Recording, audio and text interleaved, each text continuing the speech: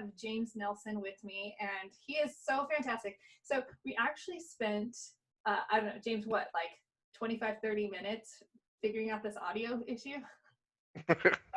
Yeah, technical problems. Gosh, computers are always super obnoxious I know. So when they're just, not operating right. oh no, right?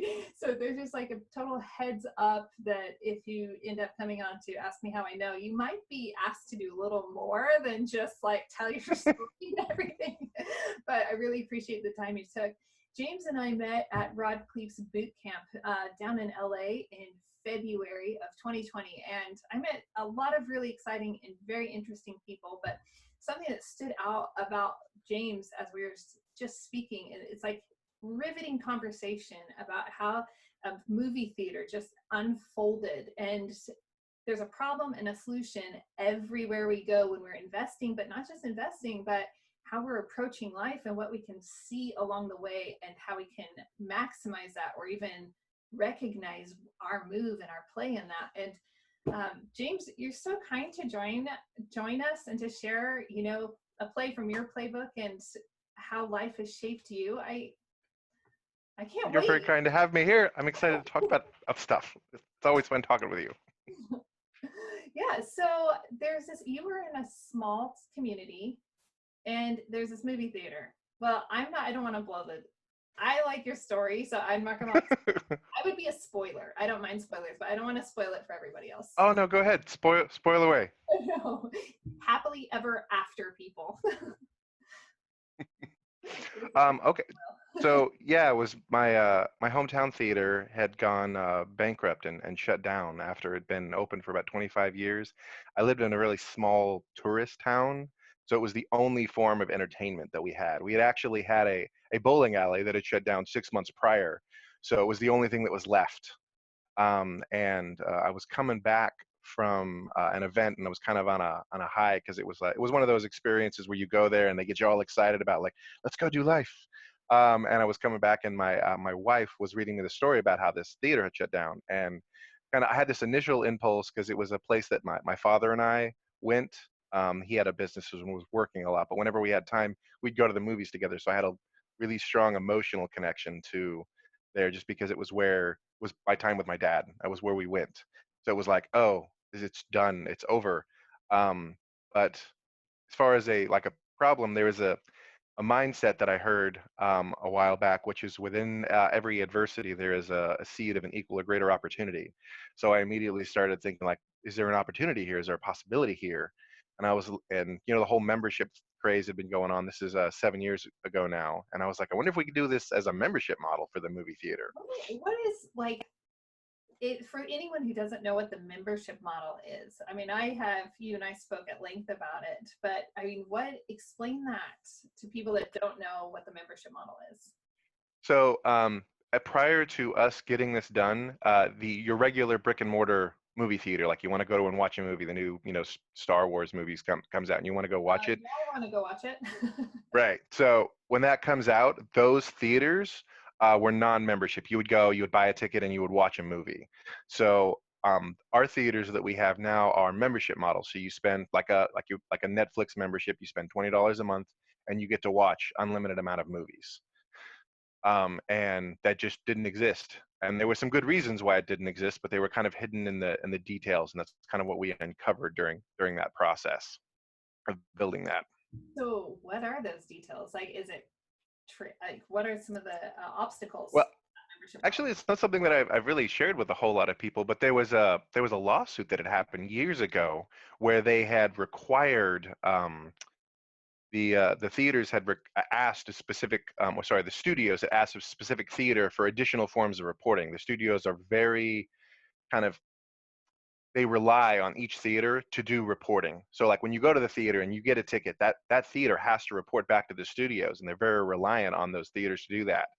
And there was once upon a time they had requested a specific theater, hey, we want more than one form of reporting, ended up going to court over it, losing that lawsuit. And after that, it was kind of like a lawsuit waiting to happen because there was a precedent now. So they couldn't ever ask anybody for that. And one of the biggest concerns about having a membership movie theater model was that, oh, if you have a membership, you can just go and watch everything. And how does the studio know that you're tracking things? How So I do we found know that out. Star Wars is number one? What's that? Like, how do we know that Star Wars actually is number one? How do we know how many people actually saw the movie? Went in there. Exactly. Exactly. It was a big concern for them. So I'd found a guy who'd been in the industry for 40 years, and offered him a piece of the company in exchange for just mentoring me and teaching me. So the first month that we found this out, I was just talking with him every day and learning the ins and outs and details of everything, and came across this. And I was like, so what do these guys want? And they said they want nothing to change. And I was like, okay, they want nothing to change. And they also want to have additional forms of reporting. So what we ended up doing is we created a system that allowed for all forms of reporting, and we created an additional form of reporting that they didn't have before, which was live video in the theater during when it was being shot. So each studio could log in and count the people live, which had never been offered to them before.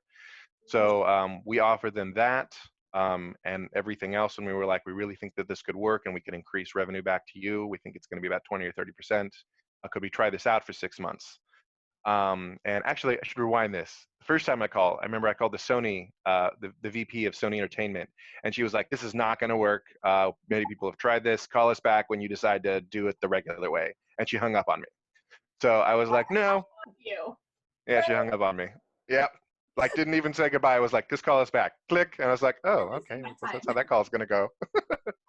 So I was like, no, no, I don't buy that. We can make this work. So we ran a campaign December of 2012, Okay. and we told our community we need 3,000 people to sign up, and we need to do it within the next 30 days. And if we can do that, we may be able to save the theater. So how many And people in your community? Because I mean, I know there is 25. 20, 21, 22,000 homes in the Okay. community.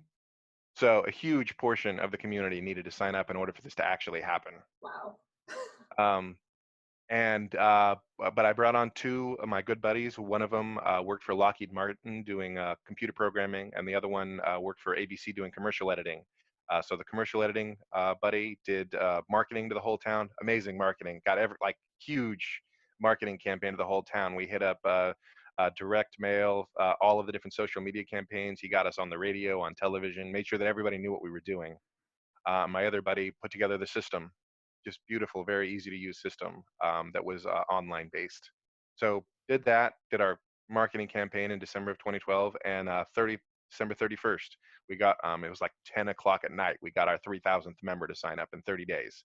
That Wow. was super awesome to like just have that happen. And looking back on it, it was really insane because we had told them, oh yeah, give us 2-3 months starting a new company, and we were just very inexperienced, didn't know that that was an insane thing to ask them, Sure. or even that, yeah, getting 3,000 people signed up for anything in 30 days is kind of like a crazy thing to ask for, but we did it.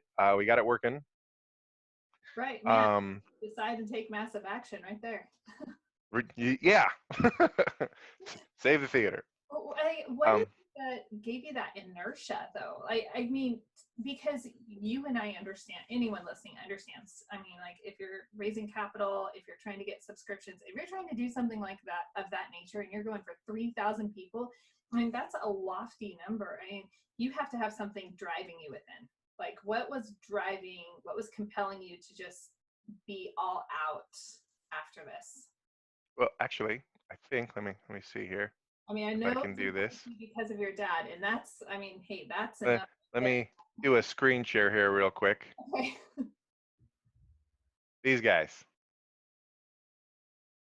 I don't know Oh, if you can see them, but oh my gosh, they're adorable. these are my kids. And at the time, I didn't have them yet. I'm Uh-huh. being honest, but I have wanted to. Oh, yeah, I've wanted to be a dad since I was a teenager, and I've been excited about that happening.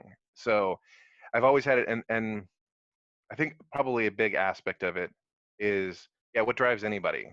And I think for me, one of the biggest drives was looking back, and I'm just going to be a little vulnerable here. Both of my parents own businesses, and I didn't get to really see much of them or hang out with them a lot. I remember having a conversation with my dad one day where I was like, "Hey, Dad, I know you're busy, and I know you need to go to work, and you need to make money. How much money do you make in a day? So, like, can I earn that and then just buy your time for a day?" Oh man. Um, and I remember after that conversation, like that kind of stuck in my head, like this was important to me as a kid. And I was like, when I have kids, I'm going to be available.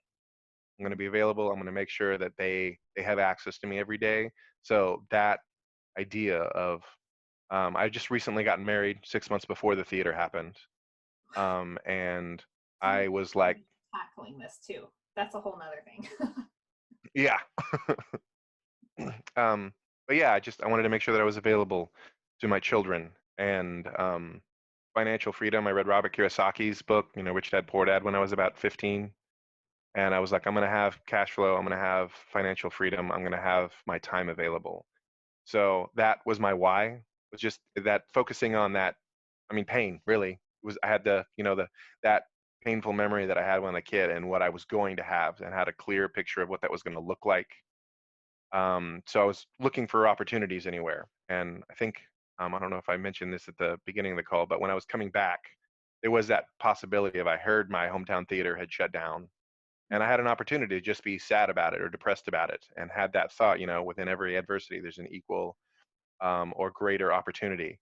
And it was like, what could I do? Maybe there's a possibility here that can lead to me having that freedom, that I'm looking for. And I think that is everything, is having a very super clear why, and having mindsets that because in every moment we have, there's opportunities that are passing us by that we're not seeing, Right. things that could lead us towards what we could potentially want. So knowing that those opportunities are there, and looking for what isn't visible, like what's missing in in this. Or honestly, I think probably one of the things that I do the most when I'm looking for opportunities is I'm listening to what everybody's complaining about. What is everybody complaining about right now? What is everybody like? Oh, this is so frustrating. This is so depressing. This is so sad. And generally within all of those is an opportunity to build something awesome for all of those people, because they are telling everyone we have a need. Right. Um, And you're looking for a way to meet that need. Did you, I mean, to have that type of mindset even early on, in high school? Well, I wish that the Purple Book was like required reading for high schoolers. It'd be really great. But I mean, for you to even pick that book up at age 15, and, and to change to, to have this deeper thinking is huge. And to be looking forward into your life, I mean, that's just beyond so many teenagers. But to hold on to that oh, mindset, I was a weird teenager. All of my friends were twice my age when I was a teenager. They were all in there, or even older, 30s and 40s. I started my first business when I was in high school, and working on repairing computers. And my town, because it was in California, and there was a lot of, very successful retired people there. That I was very blessed in that community, because the super successful and wealthy from down south in Los Angeles would move to my town. I grew up in a little town called Oakhurst near Yosemite National Park.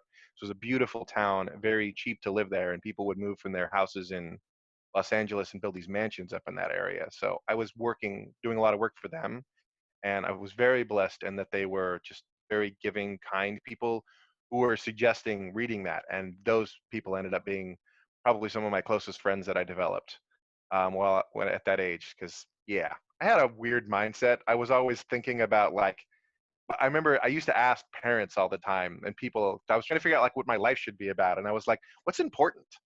And they would be like, well, family is important. And I was like, okay, well, how do you do that? Like, well, you need to have time. It's like, okay, well, how do you do that? It's like, well, you need, passive income, you need cash flow. And I was like, how do I do that? Read Robert Kiyosaki's book, Rich Dad Poor Dad. I was like, okay.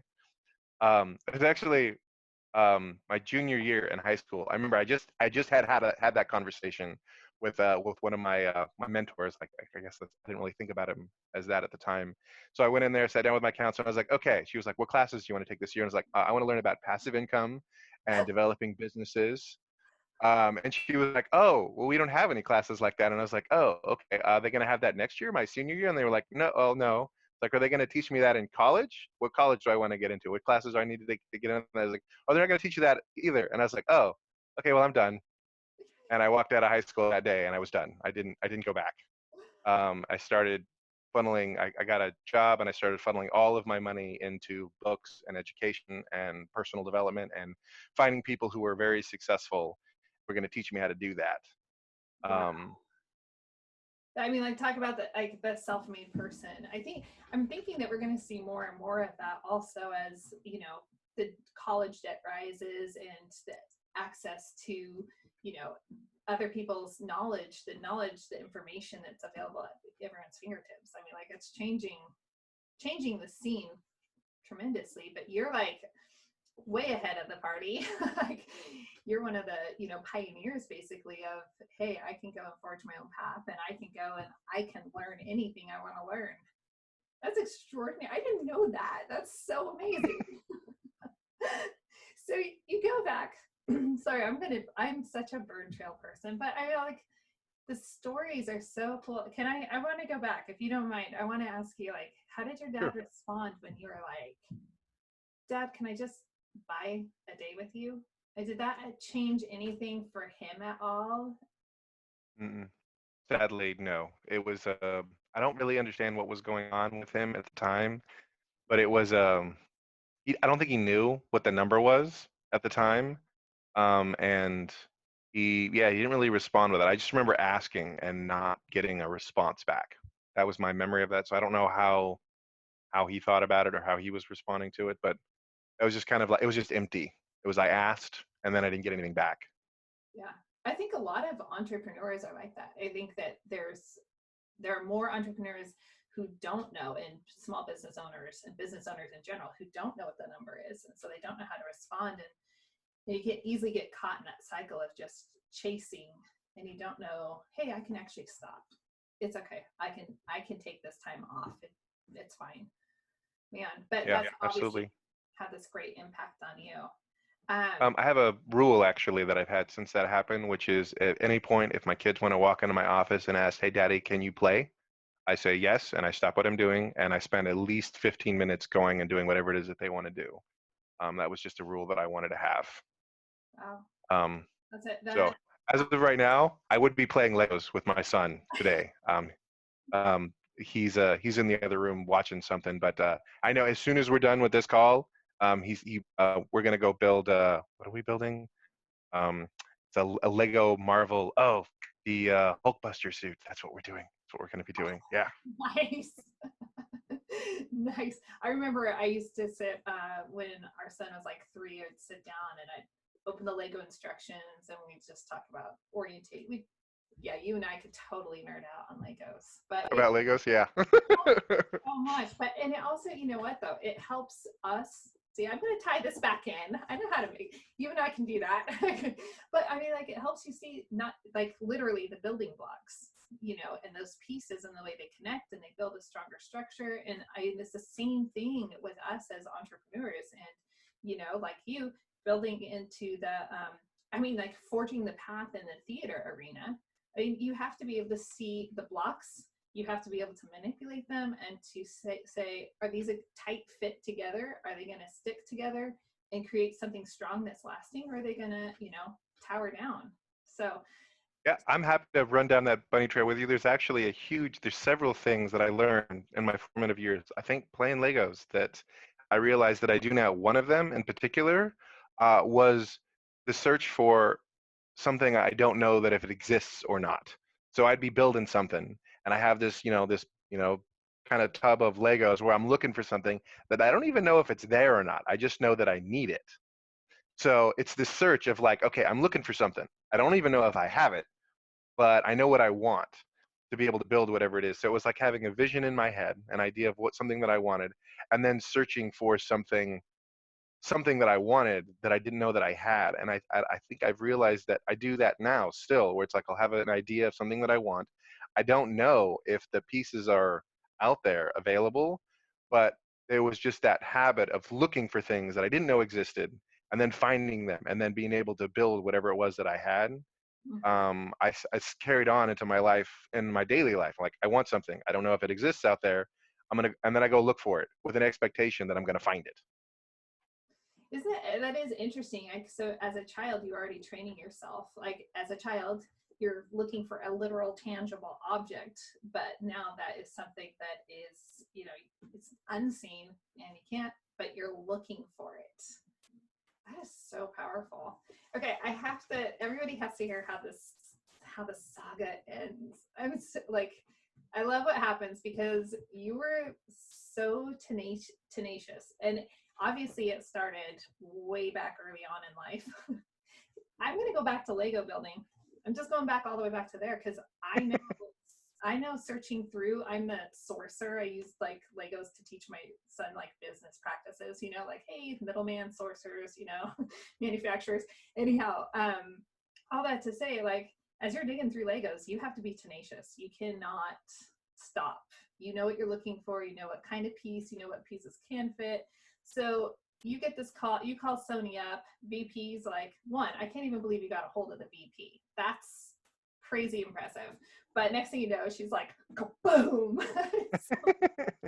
But James, you don't give up. So what happened? Well, I guess what it told me at the time was, and I think this is just another mindset thing, it was like, okay, I'm not showing up with enough value, right? I need to do that. So what do I do? So right after that, we did our campaign where we got the whole community to, we're like, hey, we need to save the town. And we got them to sign up with credit card numbers. So when I called back, I was like, I had much more solid numbers. And I was like, this is how much we think we're going to increase the revenue back to you. We're going to be reporting in all of these different ways. I have 1,800 credit card numbers right now. I can start paying you today. So I showed up with money, with an idea, and then I didn't ask for a commitment. I asked for a trial run. So I was like, could we try this out for 6 months and see if it works? If it does, I think it'll increase the revenue back to you, and I think it might be an awesome thing. Do you think asking for a trial run instead of like a permanent, like year-long contract or something, do you think that positioned you better? Yeah, I think it's totally like it's like the puppy thing, right? Like, go ahead, take the puppy home. You can bring it back anytime. Like, we know what's going to happen. You try something out, and if it ends up working, you're going to keep it. You know what, the play on one is called the puppy. We'll just call this episode the puppy. So they commit to it. I'm sorry, I'm interrupting the flow. No, you're good. What was your question? So I just remember something really bad happening. It's like you're supposed to go to opening night and you're like trying to get a piece of equipment. Am I totally skipping ahead of other hurdles? Because you ran the gauntlet on this whole situation. There were several days. Yeah, I remember there was one in particular where if I didn't act and do something and I had about 20 minutes to get it done, the whole project would have collapsed. Did I tell you about that? Yeah, you did. I And did? Okay. did you actually go to the studio and you're like, no, it has to be here? Oh, that one. Right. No, that's actually happened. This happened several times, actually. The time that I was talking about was a different time. Yeah. Okay. So, right, you're talking. Okay, so I went down to Orange County to pick up our new digital projectors, and we were going to be reopening that weekend. We had already taken out our 35 millimeter projectors. So this is right during the time when there was a transition going on from 35 millimeter projector to digital, and our 35 millimeter projectors were old. They were old like 30 years ago when they bought. They were used and old when they bought it 30 years ago. And our first film that we had in was a brand new film. I remember it was Wizard of Oz, the new Wizard of Oz that had come out. We put it through the 35 millimeter film, and it just tore the film to shreds, just destroyed it. And those 35 millimeter, those are about $4,000 each. So it was like our first run on one of our first movies. We had just destroyed it. And we're like, we can't do this. We need to get digital here in a hurry. Wow. So that was actually awesome as well. We got funding to get all of those. We reached out to the community and got funding. It was like a $250,000 in 4 days from our community. It was insane. It was just like, we need digital projectors. We need help. Is anybody interested in investing us? And like, we just everybody wanted to invest in what we were doing, which was awesome. But anyways, okay, so Orange County. So we got the money. I had flown down there, and I was sitting in the CEO's office of the company that was doing it. And he told me they were going to be there, and I had flown down there. So I was sitting, I was like, oh, I'm sorry, they're not here. And yeah, but at the time though, but see, up to this point though, and I definitely need to, God was very involved in this entire process. It would not have happened without him. It was amazing, honestly. There was two things that were going on. One was nobody told us no other than the studio. Other than the studio, everyone else told us yes to everything we were asking for, which was insane. But the other thing was, at this particular situation, I had gotten so many just very convenient things had happened, and I knew that God was involved with the project, that I just started leaning into that God was going to make this happen. So I sat down there and he told me that, and I was like, well, what time are you getting out of here? He's like 5, and I got there like 3 o'clock. And he was, and I was like, okay, no, they'll be here. And he was like, okay, well, I'm leaving at 5. And I was like, okay, yeah, they'll be here by 5. And he was like, he just looked at me like, okay, so no, I'm leaving at 5, and they're probably not going to be here. But no joke, 5 minutes till his phone rang. He answers it, and he looks up at me, and he slowly hangs it up, and he starts writing. And he said, the projectors are here. Here's the address. You can go pick them up. And I was like, awesome. Yeah, I knew they'd be here. And it was like, why were you so sure about that? And I was like, God is involved with this project, and he just keeps making everything happen that needs to be. And if I didn't get them today, our whole project would be in a seriously bad way. So I knew they would be here. And he was like, oh, okay. And he was just kind of in a daze. And I was like, thanks. And I went off to go get him. But I loved that moment of the just a stunned look on his face, like he didn't understand how that had happened. I love that so often we can be focused on mindset, and mindset is paramount, and our actions are paramount in making those decisions, taking action on them. But there's this huge level of faith that just like, if it's not there, it that's the game changer. When you know what you're about and you know who you serve, you're like, whoa, yeah, I have confidence in this. that's Absolutely. that's so awesome. It was really awesome. A lot. It was one of my favorite days that happened during that, because it was just so obvious that God was involved, and I love those days when it's just like this wouldn't have happened without him. Yeah. Yeah, it is so powerful. So the theater, you've got the digital cameras, and now, I mean, those are kind of like some of the biggest hurdles. I say that hesitantly because I know that there's always more there. I mean, like in these situations, there are always more. But where is it at now? Well, after we did the first one, we had the studios were kind of like hesitant for the first little bit. We had about 6 of them sign up initially, and then over the next year and a half, we got all, I think there's 18 of them now, studios signed up. And it's kind of a perfect storm situation where the theater is in need of what we have, and they wouldn't work without us. So we were really big news in the theater world for a little while. And whenever a theater is in that kind of specific situation where they need they need to do something like this, or they're going to fall apart, they let us know. And generally, they actually have to go bankrupt. Is what ends up happening. They have to shut down because they can't afford to get started anymore. And then we come in and do our process and see if we can revitalize it. And we've been able to successfully do it 3 other times now. We've got 2 other theaters that we've franchised the model into in California, and one in Nevada. So I think we've got 15,000, 18,000 total members at this point. Um, That's such and you know, we talk about, you know, in the multifamily world, we talk about like gentrification, and, you know, we talk about revitalization and everything of communities. But I really love that the project that you tackled, because entertainment, people underestimate the value and the necessity of having a form of entertainment available. I mean, even when you look back to your initial response when you found out it was closing down, your initial response was memories with your family and, you know, important people in your life.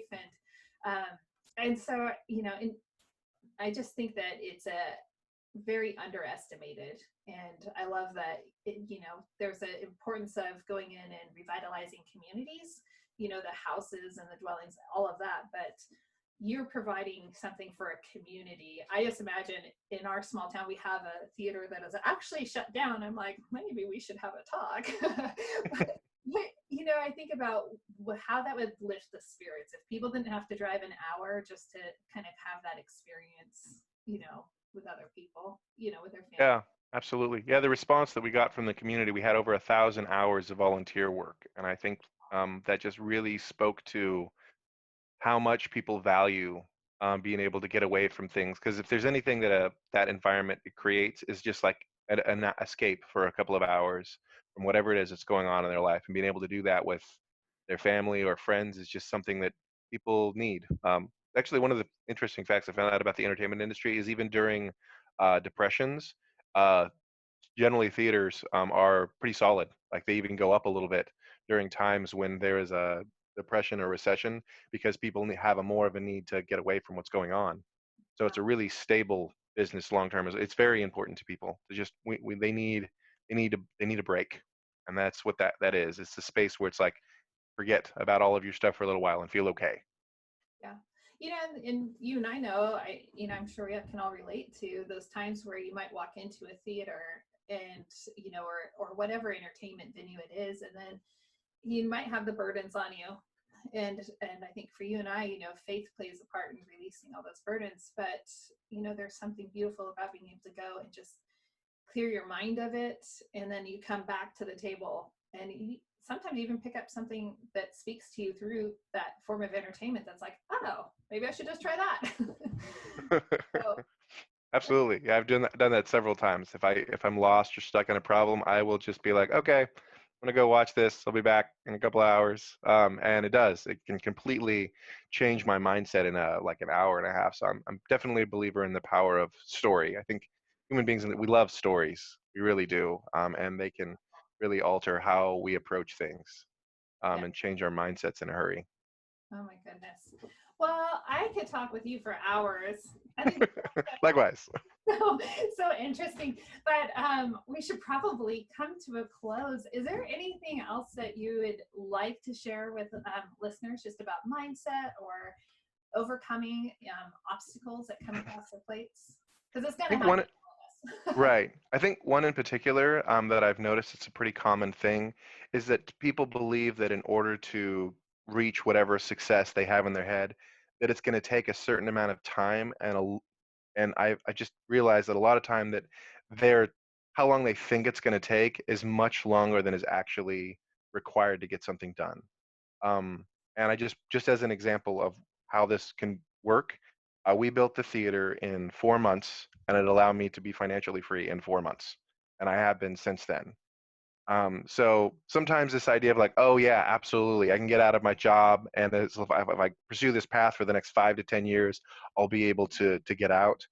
And I think I would just challenge that and be like, maybe it's not going to take as long as you think it's going to. Maybe there's a way of shortening that path, Mhm. and getting there much sooner, or like the kind of like the ladder climbing mentality of like, oh, I just need to climb to the top of this ladder and then I'll be okay.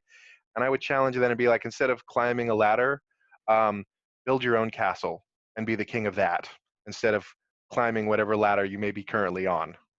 I was actually picturing like Spider-Man because I know it sounds like you like Marvel also. And I got good stories. I'm like picturing Spider-Man, like, just doing a spider jump, we don't have to climb the ladder. Just, go right past it all. I love that. And I think, yeah, I mean, I'm just going to respond also to what you're saying. So often we think we give things timelines because we're told we're supposed to give things timelines instead of saying, I can collapse all those timelines and I can make these things happen and it's possible. And things can take if you don't have a timeline, or if you don't have that ambition and that drive, it will take longer than you anticipate. Bummer, man. People, we can go out there and change things. Yeah, you could do it today. It doesn't have to take as long as you think it's going to. Leonard Naismith and I, we say change the channel. If you have something going Ah, I like that. Change the channel. Yeah, that's good. we're recording a podcast and I'm like, sometimes we just have something going through our mind and we just have to change a channel, just like you would back in the old days on the radio or Pandora, whatever it is these days, just change it. We don't Right. the things we don't want to listen to. Why are we doing that in our minds or in our lives or with our timelines? Like, just change it. Absolutely. Oh, Yeah, people help change the channel. Find people that are on a different channel and hang out with them. They will change your channel. absolutely. People like you. I am so grateful that our paths And have. like you, absolutely. I'm so serious. You're such a blessing. So, anyway, I just want to thank you, James, for taking time to come and share your story and some of the gauntlets that you have run and how you've overcome, because those stories fuel us. And when we know that we're not alone and we know other people go through the gauntlet and not only survive, but make the life of their dreams, like, that's awesome. So, thank you for your time. Well, thank you for having me. I appreciate it. It's wonderful talking with you. Thanks so much for joining me for another episode of Ask Me How I Know. My guests are the most humble successes, so be sure to show them your appreciation by rating this episode 5 stars, which sounds silly, but let's be real. Ratings, likes, and shares, they take no time at all, but make all the difference in the world, if only to boost morale. Also, since I don't spend time on the how and why they got into investing, be sure to check out the show notes to get to know more about today's guests, including other podcasts they've been on that has a more traditional format that will give other details about their investment journey. It'll also tell you things like the most influential person in their life and what they're reading right now, as well as how to connect with them. And please, subscribe and rate Ask Me How I Know so it reaches other listeners like you. Until next time, go find your freedom.